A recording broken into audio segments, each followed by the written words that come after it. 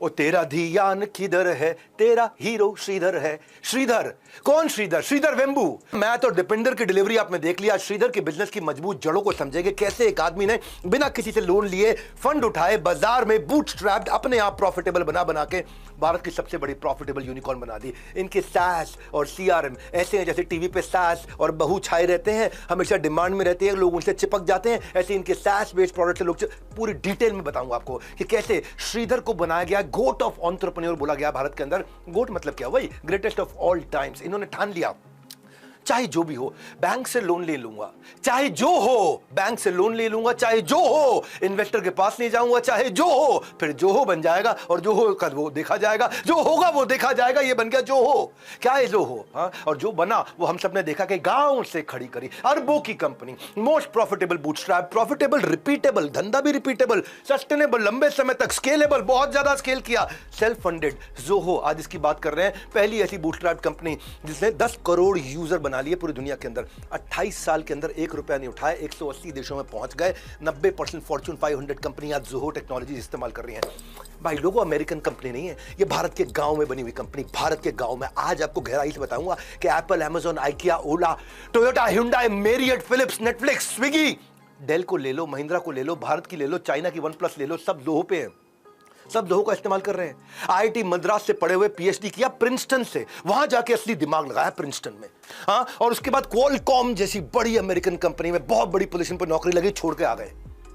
Smartest unknown Indian entrepreneur 2019 में Ernst and young ने इनको entrepreneur of the year award दिया। पद्मश्री मिला 2021 में। ऐसे व्यक्ति जो हो, फिगर समझ लो उनकी, 8,700 करोड़ के रेवेन्यू में 2,800 करोड़ का प्रॉफिट। और कितना प्रॉफिट होता है? 2,800 करोड़। इसको समझना है, ओयो का प्रॉफिट जोड़ लो, कार देखो का प्रॉफिट जोड़ लो, मिंत्रा का जोड़ लो, नाइका का जोड़ लो, ग्रो का जोड़ लो, पांचों जोड़ लो। ओयो, कार देखो, मिंत्रा, नाइका, ग्रो, ये पांचों मिलकर के इनके प्रॉफिट के बराबर नहीं पहुंच पा रहे, अकेली लो हो। अगर आप एक साथ एक छत के नीचे सारे टाइकून मिल जाए तो हो जाए ना मजा। एक तरफ अंबानी, दूसरी तरफ अडानी, लेफ्ट में शिव नाडा, राइट में दीपिंदर गोयल। शार्क टैंक के सेट पर भी केवल 4 या 5 शार्क की एक्सपर्टीज मिलती है। मेरे प्लेलिस्ट में 22 तो ऑलरेडी आ चुके हैं, 52 हो जाएंगे पूरे प्लेलिस्ट में। 1 नहीं, 2 नहीं, 10 नहीं, 20 नहीं, 52 दिग्गज दूंगा 52 हफ्ते के अंदर, हर संडे को। एमबीए से ज्यादा गहरी पढ़ाई, चाहे वो जीरोधा हो, उदय कोटक हो, सुनील भारती मित्तल एयरटेल की हो, JRD Tata, Azim Premji, Mukesh Ambani, Rakesh Jhunjhunwala, tycoons of India की प्लेलिस्ट पे जाओ और सारे वीडियोस को डेप्थ तक देखो, डेप्थ तक। श्रीधर की बात कर रहा हूं, तेरा ध्यान किधर है? असली हीरो तो श्रीधर है, श्रीधर वेंबू की स्टोरी, जो स्ट्रैटेजी से। पहले आपसे एक सवाल पूछ लेता हूं, आईआईटी मद्रास से इंजीनियरिंग की हो, जिसने प्रिंसटन यूनिवर्सिटी से पीएचडी की हो और क्वालकॉम जैसी कंपनी में जॉब मिल चुकी हो, वो भी यूएस में, कहां से कहां तक पहुंच जाओगे आप? कहां जाओगे? कहां एप्पल में जाओगे, माइक्रोसॉफ्ट में जाओगे, गूगल में जाओगे, सिलिकॉन वैली में जाओगे, ये कहां गए? इतना सब कुछ होते हुए सैन डिएगो पहुंचे और वहां से छोड़ के इंडिया के छोटे से गांव तेनकासी, तेनकासी बिल्कुल तिनके जैसी तेनकासी, तमिलनाडु के अंदर। सैन डिएगो तो एक हब है टेक्नोलॉजी और टूरिज्म का, एडवांस इंफ्रास्ट्रक्चर, हेल्थ केयर, वहां पे सबको डेवलप ट्रांसपोर्ट है। तेनकासी क्या है? वो तिनकासी है, बिल्कुल तिनका तिनका। हाँ, मैं अपराध करने के लिए नहीं बोल रहा हूँ, समझाने की बोल, क्योंकि एग्रीकल्चरल इकोनॉमी, बेसिक इंफ्रास्ट्रक्चर, ना मॉल है, ना शोरूम्स है वहाँ पे, ना बड़े बड़े हॉस्पिटल, ना यूनिवर्सिटीज है, लिमिटेड ट्रांसपोर्ट है वहाँ पे, कोई हाईवेज भी नहीं है, हेल्थ केयर फैसिलिटीज भी नहीं है। सैन डिएगो छोड़ के तेनकासी आए हैं भैया। सैन डिएगो तो बड़ी बड़ी दुनिया की यूनिवर्सिटीज है, यहाँ तो पढ़ाई के लिए कुछ है ही नहीं। सैन डिएगो का पर कैपिटा इनकम $70,000 है, एक आदमी का $70,000। यहाँ कितना है? $1,500। अपना वीजा लेके फॉरेन जाने से अपना विजन लेकर के गांव जाना इनको ज्यादा प्रॉफिटेबल लगा। देखो गांव से कैसे कमाल किया। अपने भाई और आईआईटी मद्रास के एक दोस्त, इनके कॉलीग थे, टोनी थॉमस हुआ करते थे, उनके साथ एडवेंट नेट, ये इनकी पहली कंपनी थी। जावा कोड डेवलप किए इन्होंने, एडवेंट नेट, ये इनकी पहली कंपनी। शुरुआत देखना कैसे हुई 90s में, उस समय फंडिंग नहीं मिलती थी। कंप्यूटर से एक दूसरे को वायरलेस कम्युनिकेट करा दे, मल्टीपल कंप्यूटर बिना तार के आपस में बात कर सकें, कंप्यूटर और प्रिंटर और स्पीकर और वाईफाई कनेक्शन आपस में जुड़ सकें, इसके ऊपर कोडिंग उन्होंने डेवलप करनी शुरू करी और वायरलेस नेटवर्क की कंपनी बिल्ड कर दी इन्होंने। यूएस में एक कॉन्फ्रेंस में जब भी अपने प्रोडक्ट को लेकर प्रेजेंटेशन दिया ना, ऑन द स्पॉट वहां पे सारी कंपनियों ने इनका, अरे भाई डील कर लो, बढ़िया चीज लेकर, अरे इंडिया से कौन आया ये कौन है? कह तेरा ध्यान किधर है? तेरा हीरो श्रीधर है। उस दिन श्रीधर को लगा कि अमेरिका की हाई पेइंग जॉब छोड़ करके उन्होंने कोई गलती नहीं करी, क्योंकि इनके सॉफ्टवेयर को लोगों ने पसंद करना शुरू कर दिया। वो समझते थे कि एम्प्लॉय बनकर बायोमेट्रिक में जाके अटेंडेंस लगा करके, बायोमेट्रिक में रजिस्टर करके अटेंडेंस को, बायोमेट्रिक नहीं, बॉस बनके अपना बायोपिक बनाऊंगा, अपना बायो बनाऊंगा, पूरी दुनिया में रजिस्टर कर दिया जाए, केवल ऑफिस के अंदर अटेंडेंस रजिस्टर ना हो जाए। चलिए चलते हैं एक के बाद एक अध्याय। पहला chapter, find your niche. Fortune lies at the bottom of pyramid. ये कैसे आदमी है जिन्होंने ना एक ऐसा नीश ढूंढा जो अमेरिकन कंपनी से धुएं निकाल दिए, जापानीज कंपनी के धुएं निकाल दिए, चाइनीज तो अभी सोच भी नहीं पाए। श्रीधर ने कॉन्फ्रेंस के बाद एक प्रोफेशनल सेल्समैन को हायर किया, इनको सेल्स नहीं आती थी, ये तो एल लेना है एक वाला, इनका स्टाइल ही अलग था, रीजनल टच था भाषा के अंदर, और इनको सेल्स करनी आती नहीं थी। और वो स्किल सीखने के लिए इन्होंने सेल्समैन हायर किया, उसके साथ क्लाइंट मीटिंग में उन्होंने ऑब्जर्व किया कि अमेरिकन और जापानीज मार्केट में छोटी छोटी कंपनियां थी, वो महंगा सॉफ्टवेयर नहीं ले पा रही, उनको कोई अफोर्डेबल सोल्यूशन चाहिए, गैप मिल गया इनको बहुत बड़ा।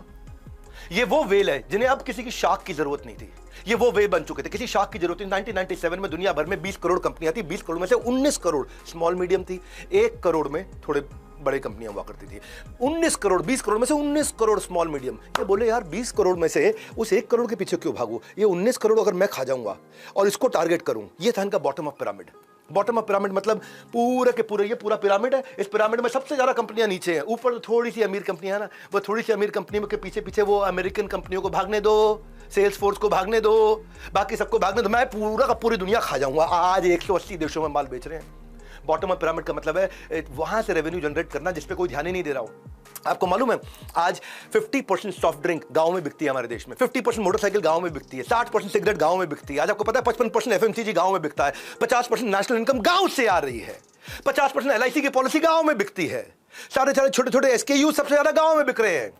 एफएमसीजी में शैम्पू को सैशे में बेचना शुरू कर दिया गांव में। अचानक लोगों ने बड़ी बोतलें सैशे तो ले लेंगे, प्रीपेड सिम आ गई, टाटा नैनो आ गई, छोटू कूल छोटा सा फ्रिज आ गया गोदरेज का, मैं कालू टिक्की बर्गर आ गया, कोका कोला रिटर्नेबल बोतल 8 रुपए की। ये क्या है सोल्यूशन, कोई गांव के हिसाब से बना दे तो मार्केट बहुत बड़ी मिल जाएगी। प्रोडक्ट तो अब तैयार कर रहे थे, सोच रहे थे कस्टमर के पास कैसे जाऊं, कैसे प्रोडक्ट की ब्रांडिंग के लिए फंड तो है नहीं मेरे पास में, मार्केटिंग का एक्सपीरियंस है नहीं मेरे पास में, मैं तो गांव से निकल के आया। चलो ठीक है, प्रिंसटन में पढ़ाई करी, लेकिन मेरा दिमाग खुराफाती था पढ़ाई का, मैं बातचीत करने में एक्सपर्ट नहीं था, किसी एक्सपर्ट को हायर करने के लिए पैसे भी नहीं है मेरे पास। अब स्मॉल मीडियम बिजनेसेस को मीटिंग करना, उनको ढूंढना बड़ा मुश्किल काम था। इन प्रॉब्लम को एड्रेस करने के लिए उन्होंने क्या किया, कुछ स्ट्रैटेजीज फॉलो करी। इन्होंने सबसे पहले क्या सोचा, नेटवर्क इज नेटवर्थ।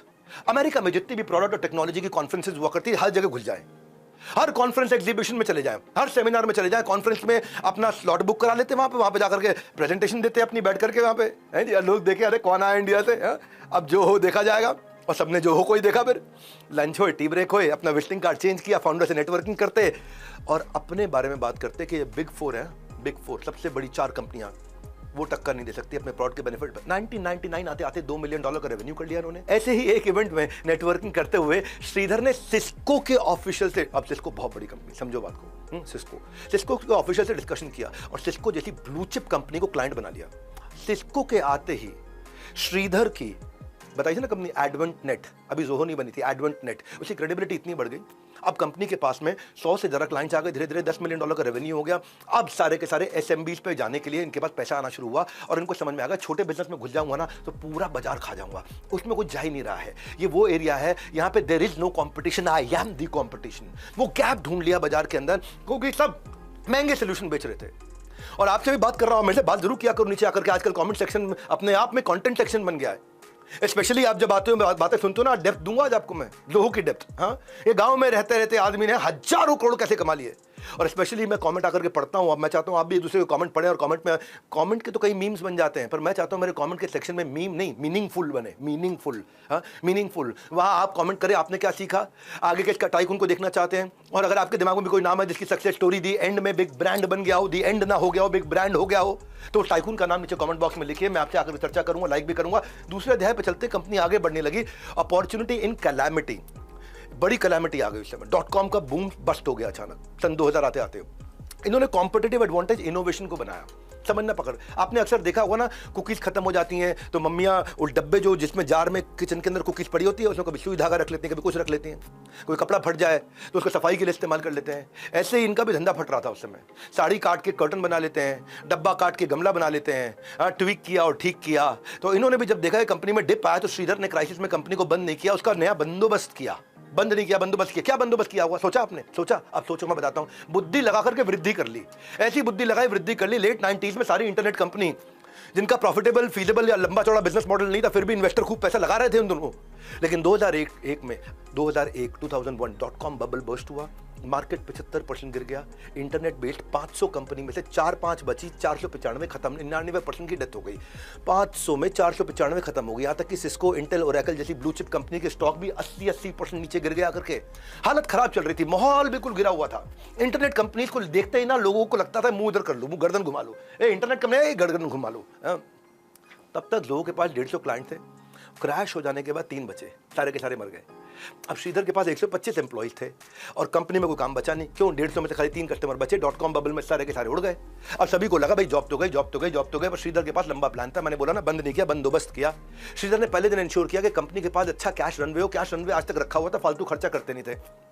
एक भी एम्प्लॉय को निकाला नहीं उन्होंने। पूरी की पूरी कंपनी का सारा पैसा और सारे एम्प्लॉयज को R&D पे डाल दिया।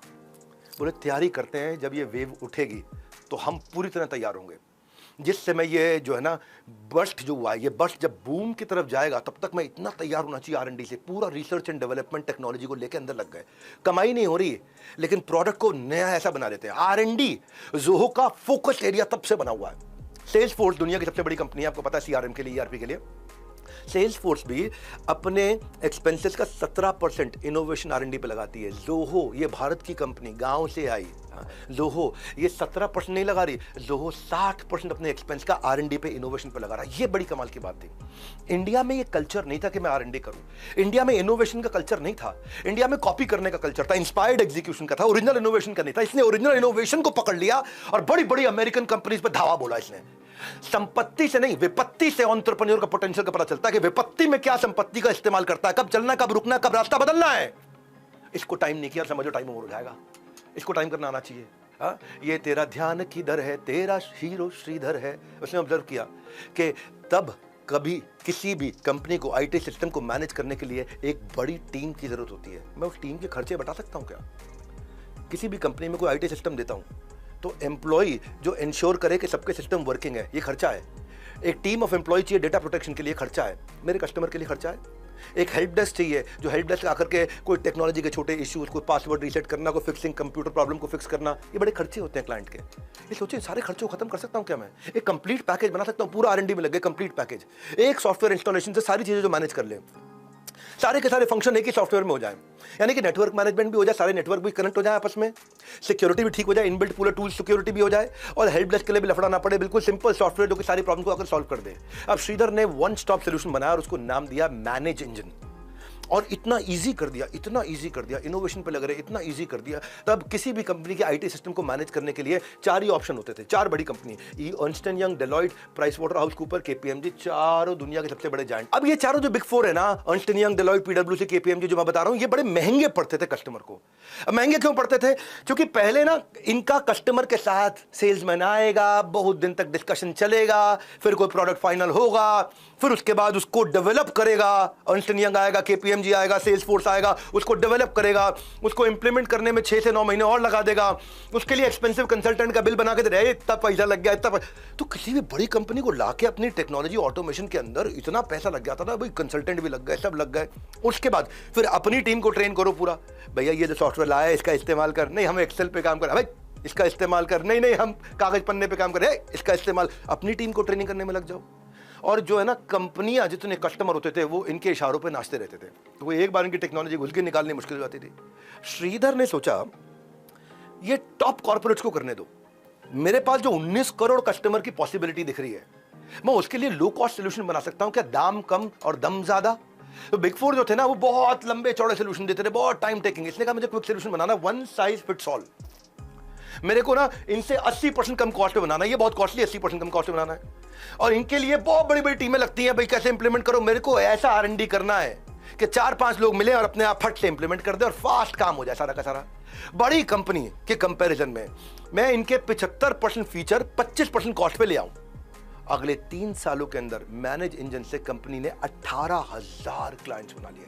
अब ये 18,000 क्लाइंट हर महीने पैसा देते हैं, हर महीने पैसा देते हैं, हर महीने पैसा देते हैं। इसको बोलते हैं रिकरिंग रेवेन्यू, इसको बोलते हैं सस्टेनेबल रिकरिंग रेवेन्यू। क्योंकि एक बार सॉफ्टवेयर कंपनी में घुस जाता है, एक बार एक CRM ERP कंपनी में घुस जाता, चलता ही रहता है फिर वो। अब कंपनी का ग्रोथ भी, रेवेन्यू भी 2.5-3 गुना बढ़ने लग गया। अब इस समय $60 मिलियन पे आ गए थे ये। दुनिया में रिसेशन हो रहा था और इनका ऑब्सेशन टू प्रोग्रेशन हो रहा था। जैसे श्रीधर की टीम ने बनाया था ना आईटी सॉल्यूशंस को मैनेज करने का इंजन, मैनेज इंजन, मैंने बनाया business growth engine. Business growth engine भी तैयार किया है। अब मैंने भी ऐसी R&D करा, लीडरशिप फंड प्रोग्राम जो बनाया, जिसमें स्ट्रैटेजी कौन सी दूं, फ्रेमवर्क कौन से दूं, टूल्स कौन से चाहिए आपको, कैसे इंप्लीमेंट करोगे, कॉम्पिटिटिव एडवांटेज कैसे लाओगे, टीम कैसे तैयार करोगे। तो मैंने बहुत सालों की कड़ी तपस्या मेहनत के बाद देसी घी शुद्ध तैयार किया है कि ग्लोबल एक्सपेंशन की मेथोडोलॉजी छोटे बिजनेस में कैसे लेंगे, ऑपरेशंस उनके बैठे बिना स्ट्रीमलाइन कैसे हो जाएंगे, SOPs कैसे तैयार होंगे, हाई परफॉर्मेंस टीम कैसे बनेगी।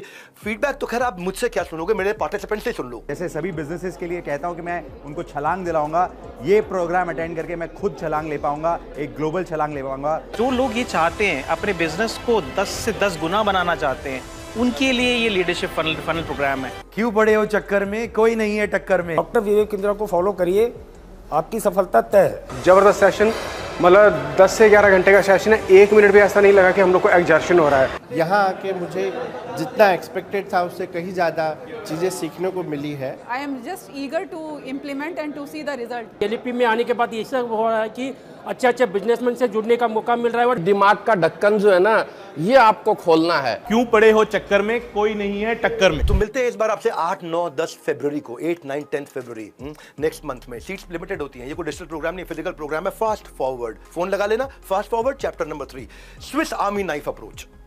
स्विस आर्मी नाइफ अप्रोच को बोलते हैं मास कस्टमाइजेशन। ऐसा कस्टमाइजेशन कर दो जो कि बड़ा स्टैंडर्डाइजेशन पर्सनलाइजेशन की तरह बिहेव करे। सुनना, जरा ध्यान से सुनना।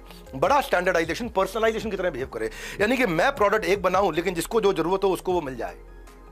ये जब कृष्ण के साथ 16,108 रानियां होती थी ना, हर एक को लगता था कृष्ण मेरे साथ ही है। भगवान ने 16,108 एक्सपेंशन ऐसे कर लिए थे, हर एक को लगता था कृष्ण मेरे साथ ही है। इन्होंने कहा मैं ऐसा प्रोडक्ट कैसे बनाऊं कि ऐसा लगे देखने में हर एक को कि लोहो मेरे लिए ही बनाए, हर एक को ऐसा कैसे लगे। इसको बोलते हैं स्विस आर्मी नाइफ अप्रोच।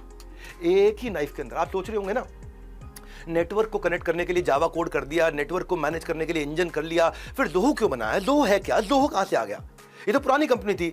अब श्रीधर ने सिर्फ आईटी नेटवर्क का स्ट्रक्चर नहीं करना था, बिजनेस ऑपरेशंस के पूरे इंफ्रास्ट्रक्चर को ऑटोमेट करना था, पूरी कंपनी को time efficiency, effort efficiency, cost efficiency, revenue efficiency, sales efficiency, सब चीजों की प्रॉफिटेबिलिटी की एफिशिएंसी। श्रीधर को एक कॉमन नाइफ नहीं बनानी थी, स्विस नाइफ बनानी थी। 13 टूल होते हैं स्विस नाइफ में, कभी देखिए स्विस नाइफ, फोटो में दिखा रहा हूँ, 13 टूल होते हैं। उसी स्विस नाइफ के अंदर ब्लेड भी होगा, उसी में ही कैंची भी होगी, उसी के अंदर पेचकस भी होगा, स्क्रू ड्राइवर भी होगा, उसी के अंदर 100 समझते हो आरी, वो भी होगा, उसी के अंदर बॉटल ओपनर भी होगा, उसी के अंदर मल्टी टूल्स होंगे, मल्टी यूज का पैकेज का और प्रॉफिट अनेकों चीज़ों का। किसी आदमी को 13 में से 2 चाहिए, वो पूरी 13 का खरीद लेता है। श्रीधर ने ऑब्जर्व किया, ये जो छोटे बिजनेसमैन है ना, छोटे बड़े कॉर्पोरेट नहीं, इनके कुछ बड़े कॉमन इश्यूज होते हैं। कंपनी में different department and different company के डिफरेंट सॉफ्टवेयर इस्तेमाल करने पड़ते थे, उसको एक कैसे कर दूं।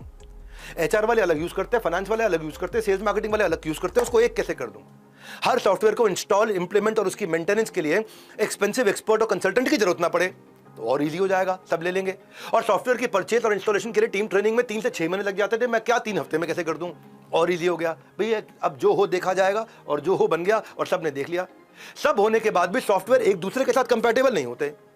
अब अकाउंटिंग की टैली चलता है, सेल्स के अंदर कोई एक्सेल यूज कर रहा है, सेल्स का कोई यूज कर रहा है, HR वाले कोई HRMS यूज कर रहे हैं, एक दूसरे से कंपैटिबल नहीं होते हैं। तो मैं ऐसा क्या करूं?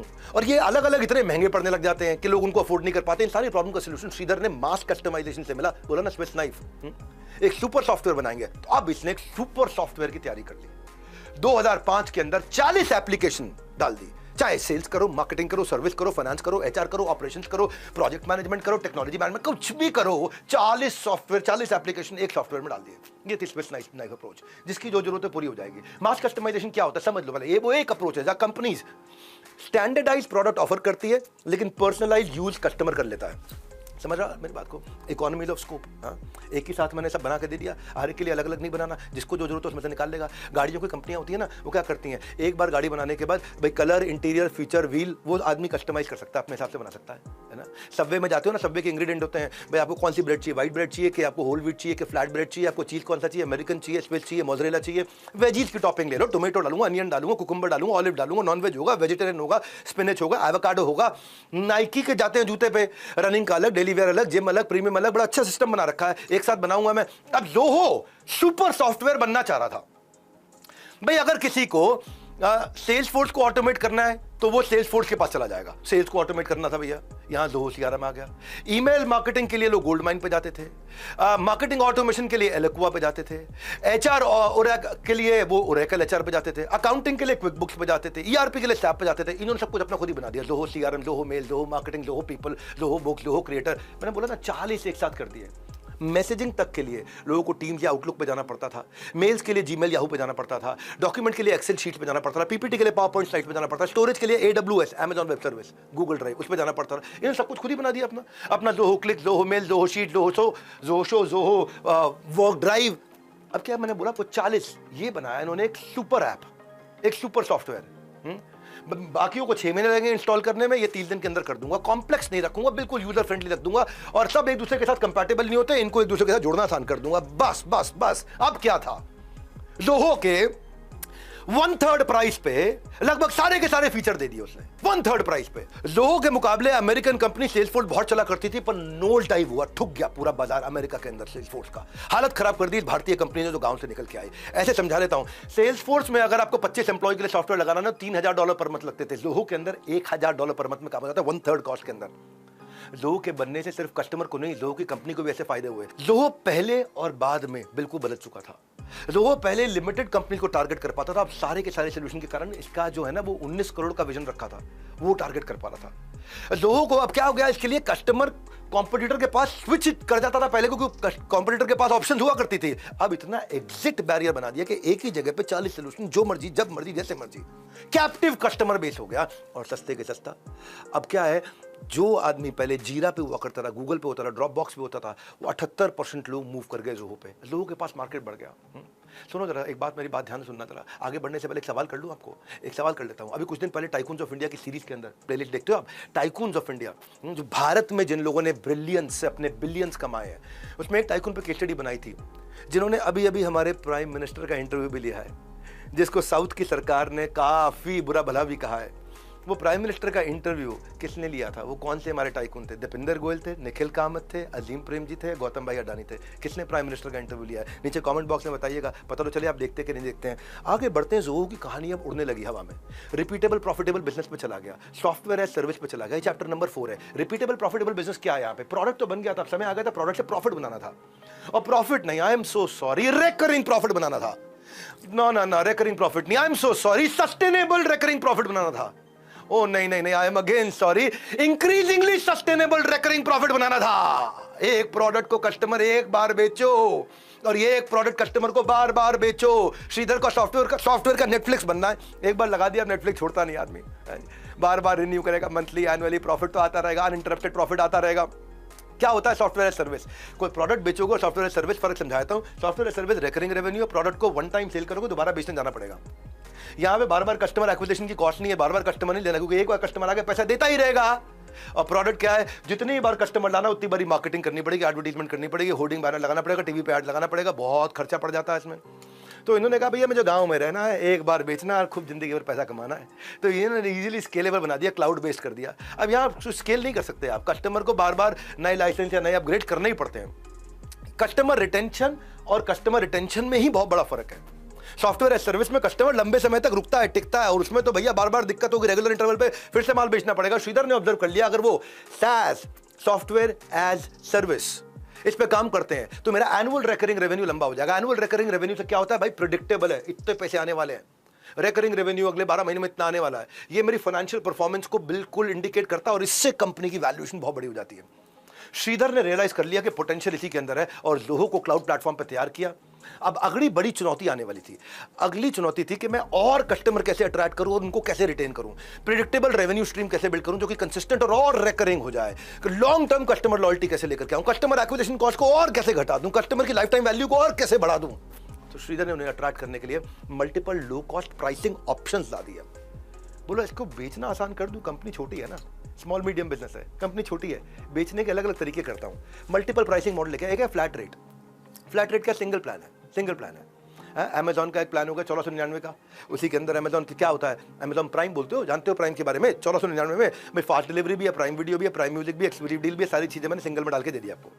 तो लोगों ने भी एक फिक्स अमाउंट ले लिया, 40 के 40 सॉफ्टवेयर एक साथ दे दिए, ये हो गया फ्लैट रेट पहला। लेकिन फिर दूसरा भी लेके आया टीयर्ड मॉडल। हाँ, टीयर्ड मॉडल क्या, जैसे नेटफ्लिक्स है भाई, मोबाइल पर लोगो तो 149 रुपए का, बेसिक लोगो 199 रुपए का, स्टैंडर्ड लोगो 499 का और प्रीमियम लोगो 699 का, 649 का। तो ये क्या होगा, ये टीयर्ड होगा। तो इन्होंने भी टीयर्ड कर दिया भाई। कुछ लोगों को तो फ्री में दिया, $0, $39, $79, $199।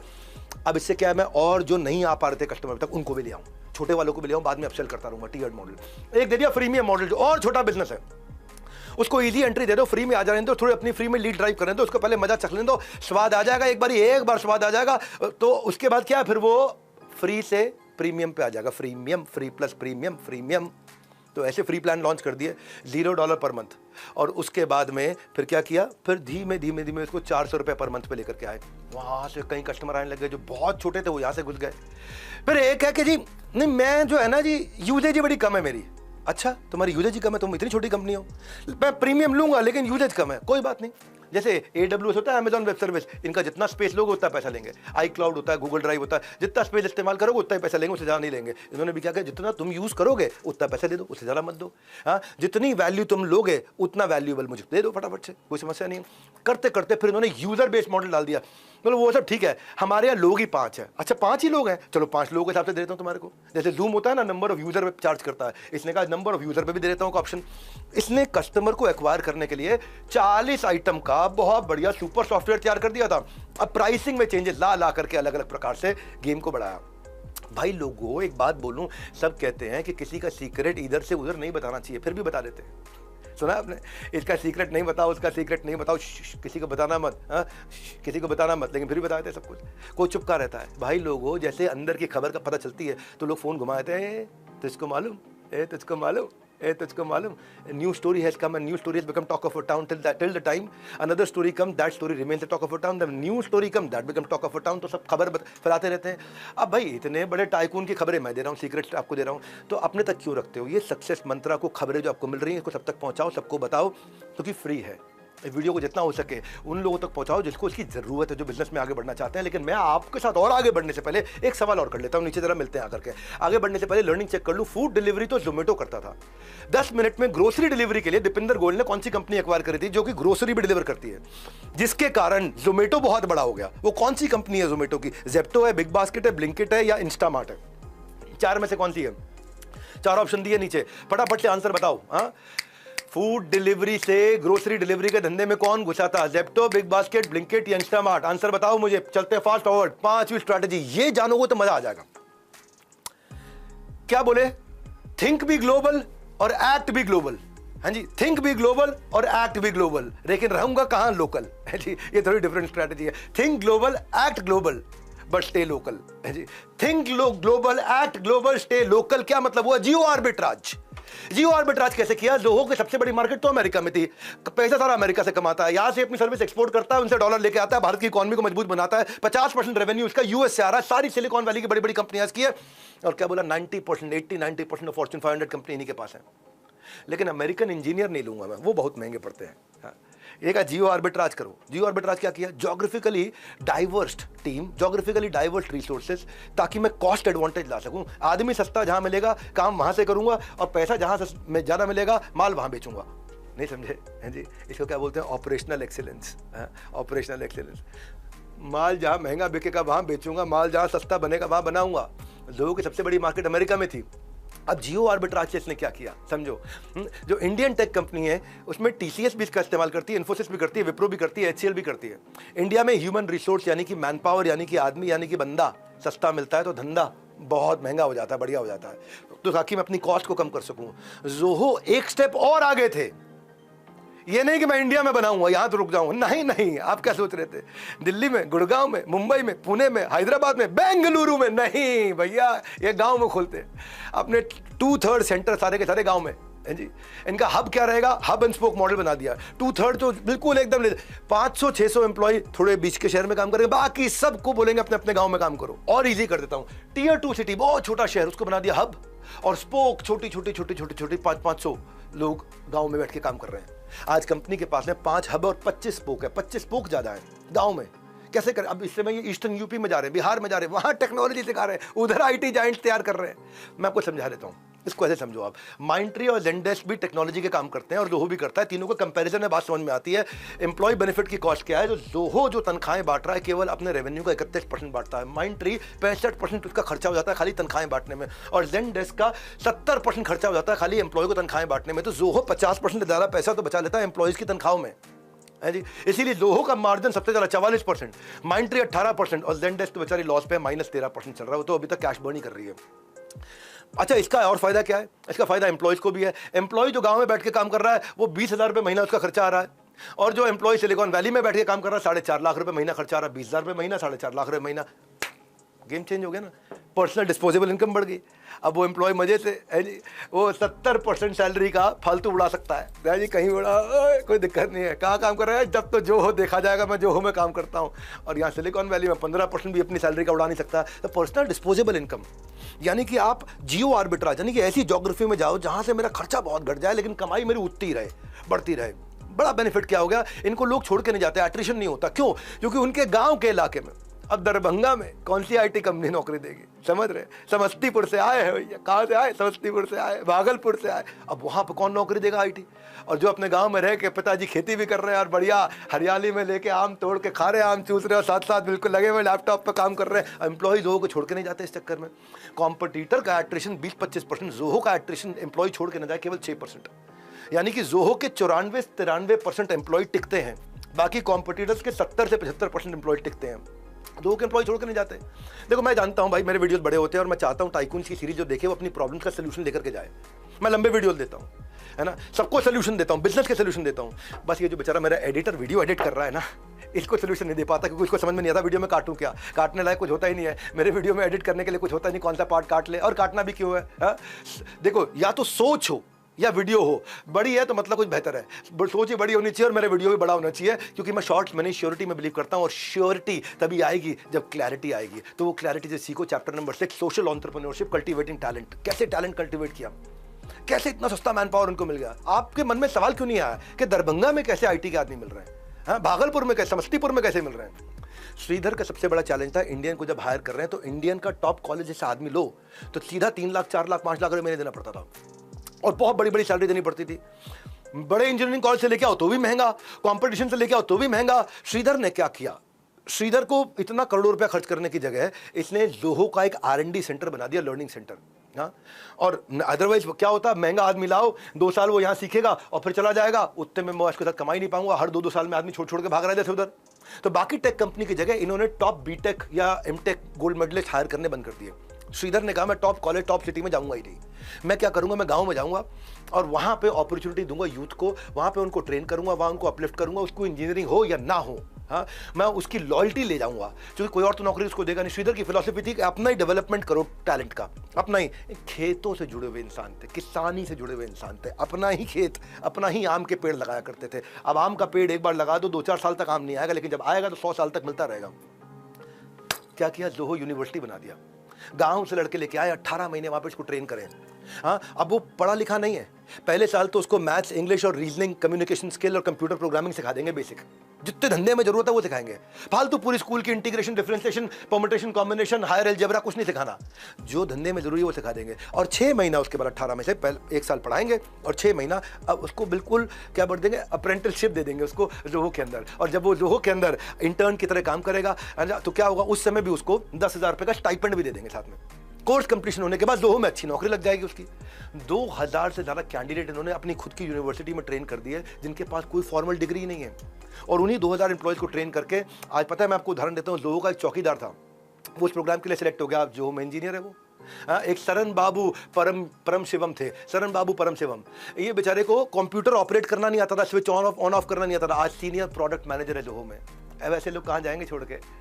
एक प्रेमा थी, तमिलनाडु के छोटे से गांव की, लुहार की बेटी, लुहार समझते जो लोहे से काम कर रहा, लुहार की बेटी, और घर वाले जल्दी में शादी करना चाहते थे 15-18 साल की उम्र में।